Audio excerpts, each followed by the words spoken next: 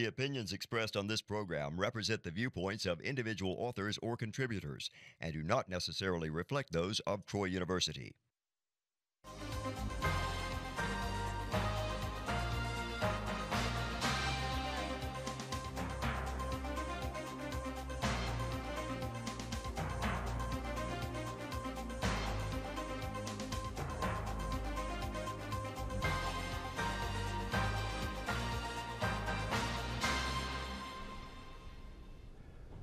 Welcome to International Insights. I am Doug Davis, and with me is Michael Slobodchikoff.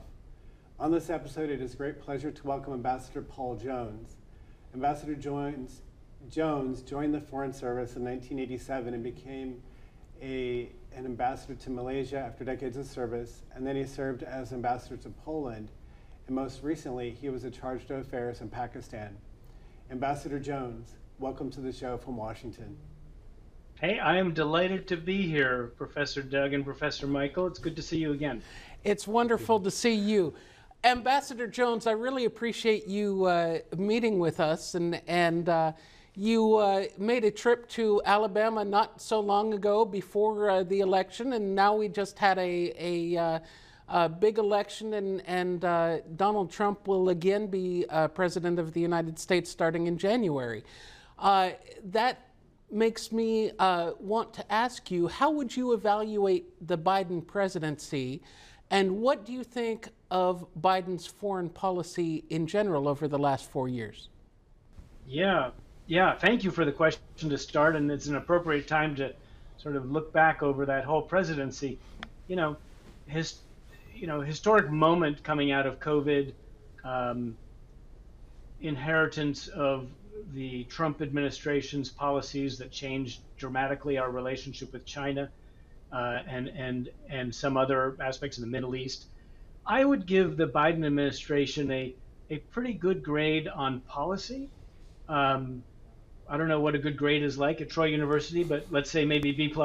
and on politics, I think we saw from the election and some of that maybe a little less, but I'm not a politics expert, but I would maybe downgrade them a little bit because I don't think that they necessarily communicated very well some of their policies, and what the rationale was, and listened to voters about what they were interested in. But I would say a couple of things on foreign policy. One is, I thought they enunciated and implemented a largely well thought out and successful policy toward China and Asia. And it was very clearly said a number of times throughout the administration, first step is strengthening the home front in terms of, industrial capacity and strategic industries. Second step, strengthening the alliances in Asia. And third step, dealing with China from a position of greater leverage and strength. And I thought they did quite well. We can discuss how, the approach they took toward semiconductors, critical minerals, the green, electronic vehicles, the green renewable revolution, but they did steps on that regard, and then infrastructure, other legislation that was passed. I think they did extremely well on strengthening relations with Asian allies and changing fundamentally. We used to have a hub and spoke approach where we had bilateral relationships, and they very successfully created mini multilaterals with, Japan, the Philippines, and the U.S., Japan and Korea, the Quad they strengthened and brought. So there was a lot of improvement, I would say, on the level and the complexity of the engagement, which I think, boxed in China to a certain degree. I didn't see that sort of strategy with regard to Russia. I don't really think they enunciated well a Russia strategy. And I would also say in the Middle East, I didn't actually see an overarching strategy in the Middle East. I think in both of those situations, they were more tactical. And I just conclude by saying I think they didn't prove to be a strong administration for fighting wars. We had a war in Ukraine, a war in Gaza. They're very strong on, it's a very technocratic administration. I think they're very, very knowledgeable, very thoughtful, coordinate a lot, think through, and when you're in a wartime situation, sometimes you need some bold strokes that are unexpected and throw adversaries off guard, and I think they lacked that a little bit. Ambassador Jones, we've seen some announcements as to who will be forming the cabinet in the new Trump administration this January. And it appears that Marco Rubio would become the Secretary of State. What are the particular challenges he will face as he takes over the State Department and serves as the Secretary of State? Well, you know, the often quoted phrase that's most applicable to anyone assuming the job of Secretary of State is what Prime Minister Macmillan said years ago when he was asked about the challenge of being a statesman. You know, what is the biggest challenge? He said, events, dear boy, because he was spoken to a boy, events. So you never know what's going to happen. And, you know, and Secretary Blinken, you know, the war in Gaza, you know, Hamas, Hezbollah, Israel, you know, that dominated unexpectedly a huge part of the administration and Secretary Blinken. So there's that. I will also say that I think if Senator Rubio is confirmed as Secretary of State, he will also, you know, be the chief, you know, diplomat, the chief foreign policy official of the United States at a time when the priorities of the administration, of the Trump administration, are largely economic. And those are not where the State Department, where he plays the leading role. That would be the Secretary of Treasury, the U.S. Trade Representative. Congress plays a big role in that. So I think he will be in the challenging situation of engaging with countries who are primarily interested in what is the U.S. going to do next on tariffs, what is the U.S. going to do next on sanctions and export controls. All areas where he will represent the United States, but where the decision making isn't, you know, primarily under him. And then I say one more complicating factor is I think what we saw in President Trump during his first administration was that, you know, he you know, has his own views that he, you know, communicates at his own whenever he is ready to communicate them, often on Twitter, now X.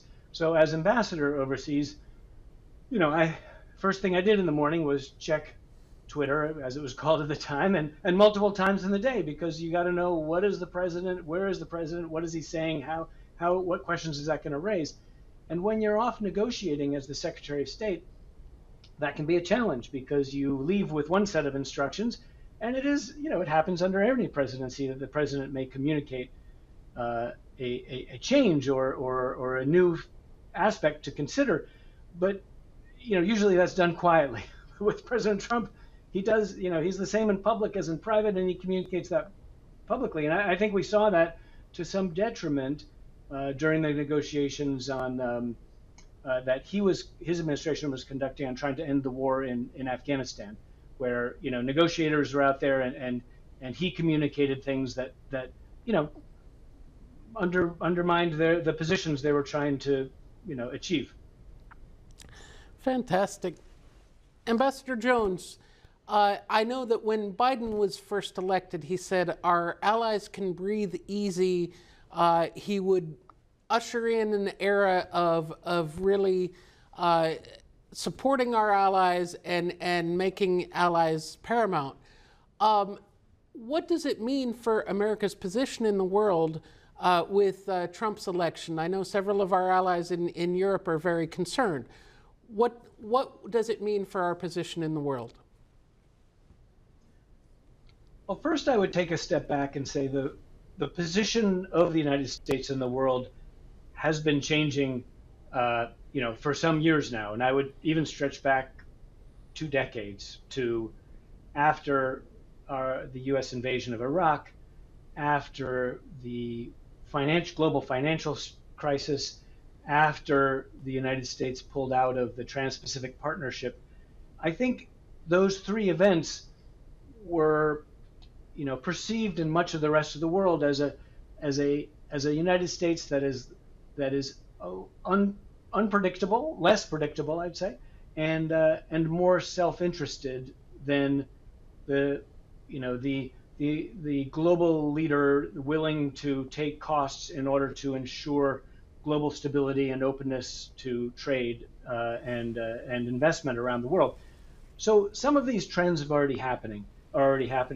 But I think what you see in a second Trump presidency is that there will be a great acceleration of those trends where, President Trump, as I've heard him speak, doesn't consider the United States an exceptional, different power that has a moral or a self-interested responsibility to ensure protect democracy, ensure freedom of trade, secure lines of communications all around the world. The United States, he believes, is as self-interested as any other country, and one shouldn't pretend otherwise. So I think the perception of the United States, it may be that many people will say, well, he's finally, not claiming a moral leadership that doesn't really exist, or there are others that may say, we miss the United States standing up for sort of the global commons and leading the world on democracy, human rights, climate change, other issues, where I don't think you'll see the Trump administration shouldering a global leadership role. Excellent. I want to follow that up by looking at a news item that came out actually within the last 2 days. What do you think the consequences will be for Biden allowing Ukraine to use long-range U.S. missiles to actually hit targets in Russia? I don't think they will be significant, the consequences at this stage of the war over Russia's invasion of Ukraine and the war that's been going on for a couple of years now. I think it's another indicator of the deliberate nature of the policies under the Biden administration, which reassured our allies tremendously because they were consulted always. They were and they knew that the United States was not going to take unexpected or decisions, which I think they think the opposite may be the case under President Trump.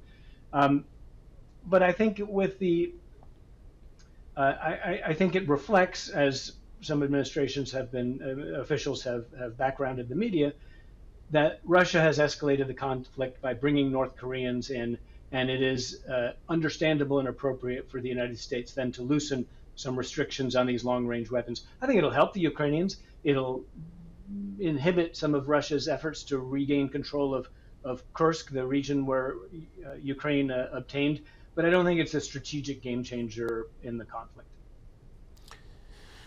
Perfect. You mentioned earlier that that President Trump at the time had tweeted and that he had hurt some of the negotiations for ending the war in Afghanistan. And then Biden actually did pull out the U.S. troops. So what are the repercussions for the way in which the U.S. pulled out of Afghanistan? And what does this mean for U.S. foreign policy in the future?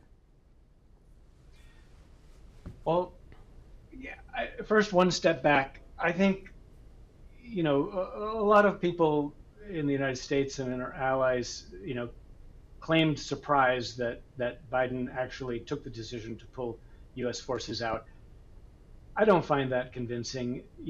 Presidents Obama, Trump, and Biden, from when from the beginning, they all thought it was overdue to remove U.S. combat forces from Afghanistan. That it was, that it was not a strategic interest of the United States to maintain forces there. So there should be no surprise, I think, that Biden, pulled out troops. I think President Trump, tried to negotiate with the Taliban on a withdrawal, and in that process, as I mentioned earlier, he committed to a U.S. pullout, and as I understand it, and I was quite involved at the time during those negotiations, the response of the Taliban was, okay, if you're going to pull out, we're okay with that, and we'll make it, we'll allow that to happen, fine.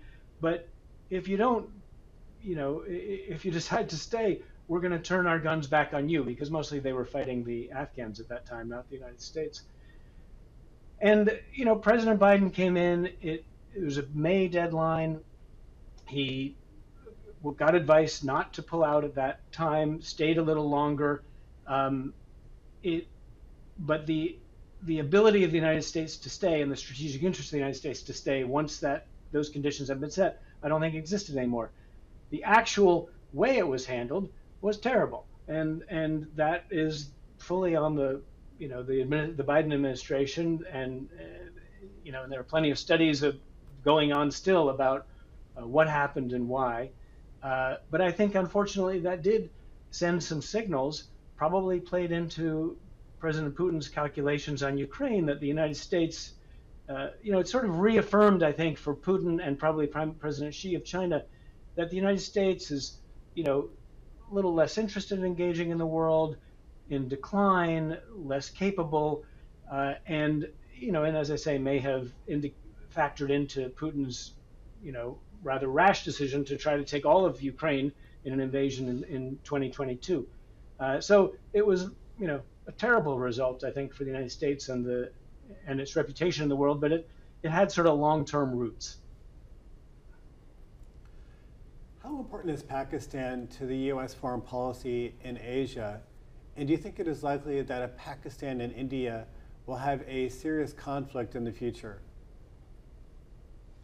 Yeah, well, I spent as you mentioned at the outset, I spent 2 years in Pakistan, a fascinating and wonderful time in many respects as chief of our embassy and our mission there, which is quite extensive in Pakistan for a lot of reasons. I have wonderful friends there. I think Pakistan should be more important to U.S. foreign policy than it is, but that is partly the result of Pakistan over the last couple of dozen years and the last couple of decades. Pakistan did not sort of rise as other powers did in its economic performance, as many other countries in the world, sort of the rise of the rest, as Tom Friedman put it. Emerging market economies in throughout the world, obtained an enormous amount of resources and agency in their own affairs in the period of globalization over the last 20 years. Pakistan really didn't take advantage of that moment, I think, largely because of governance reasons, but many other reasons as well, and therefore doesn't have sort of the ability, the agency, the freedom to navigate the current bipolar environment between the U.S. and China and many other countries that matter to its own benefit. And so you see other countries more successfully doing that, India being one, countries in Southeast Asia, countries in other parts of the world. Pakistan has had to depend a lot more on one of the two powers, and that power is China.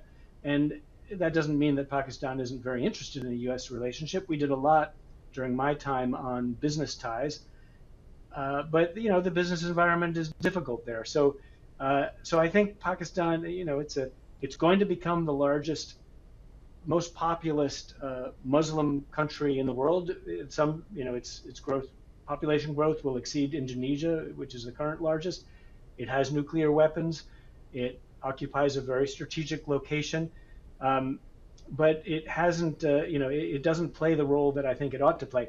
I don't see a big risk of conflict between India and Pakistan, or I should say strategic conflict. I was there during a very tense period in February 2019 when there were strikes across, both countries took a strike across the border at the other country due to very wise leadership, I think, behind the scenes. And I say that from the Pakistan perspective. I wasn't so close to what was happening in India.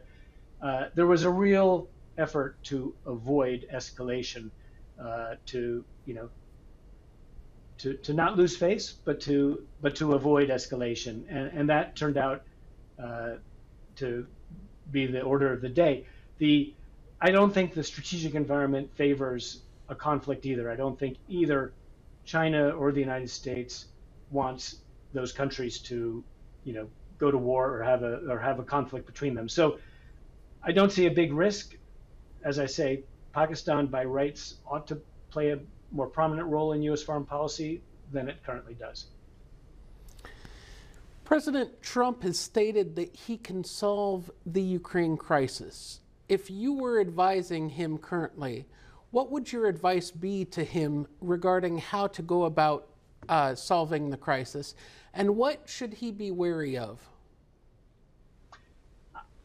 I think one, the conditions are in a certain sense ripe for some shift in the conflict in Ukraine. I think both sides, Ukraine and Russia, are exhausted.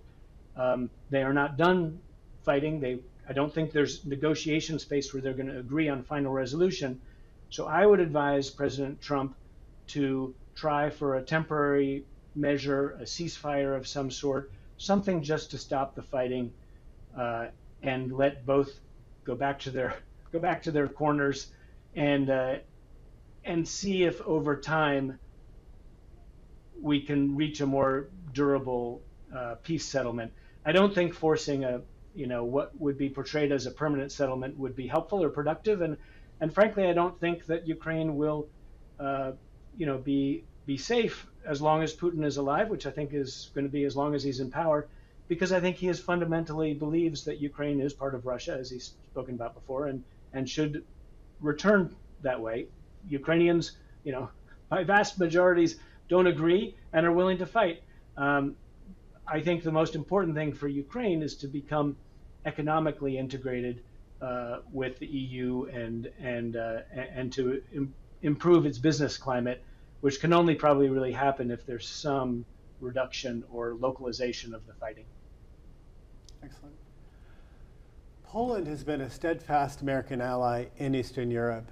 What does Poland bring to NATO, and what is Poland's importance overall within the Atlantic Alliance?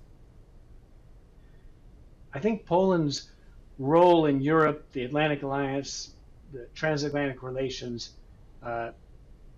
has grown tremendously and will probably continue to grow. And I think we're fortunate that Poland has a historical perspective and mindset that are very important in the current situation. Two factors. One, Poland has been sort of the military protector of Europe on a couple of key occasions.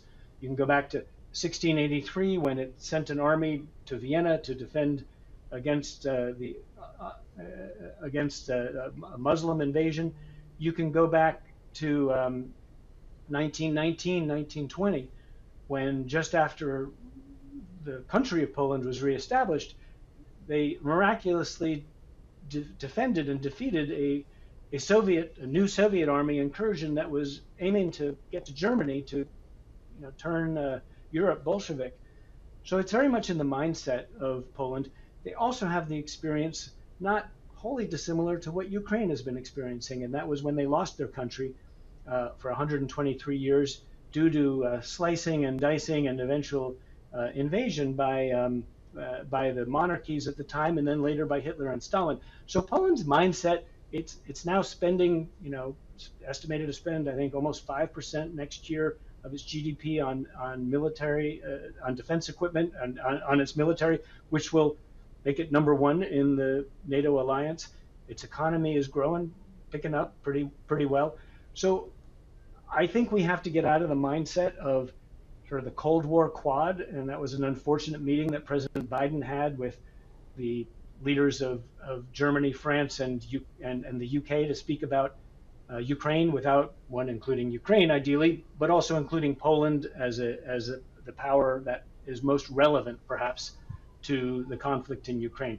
So in short, Poland plays a big role. I think it has the opportunity to play a really constructive role going forward, and a role that the United States and the alliance needs. Fantastic. Now, turning back to Ukraine, as you were talking earlier about businesses, Ukraine wishes to join both the EU and NATO. Now, what would it need to do first to become ready for membership in both organizations? Yeah, well, it's a question that both those institutions are currently grappling with. The EU has opened accession negotiations with Ukraine, as it has with a number of other countries. Joining the EU is an arduous process because it requires incorporating a lot of EU law into one's own domestic, so it takes time. It takes a level of sophistication about the EU, the EU laws and regulations that takes time to develop.